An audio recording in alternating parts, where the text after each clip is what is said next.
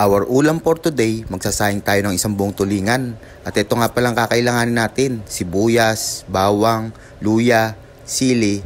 At ito yung sinigang na gagamitin kong pampaasim dahil walang kamyas dito. At ito nga pala ang taba na ilalagay ko. Sinimulan ko na rin lagyan ng asin ng tulingan, ni-scrub at binalibaliktad. Nagsimula na rin ako maglagay ng luya, sibuyas, bawang at sili sa kaldero. At nilagay ko na rin ang taba, dinamihan ko para mas malasa. At sinunod ko ng inayos at nilagay ang isdang tulingan. At nilagyan ko rin ng taba sa ibabaw para high blood. Nilagyan ko ng tubig na wasa, tinimplahan ko ng pampalasa, paminta, magic sarap at mamaya ko na pala ilalagay itong pampaasim natin. Lagyan ko na rin ng suka at toyo at tinakpan ko, hintayin natin kumulo. At nang kumulo, tinanggal ko muna yung mga kukupal-kupal sa sabaw.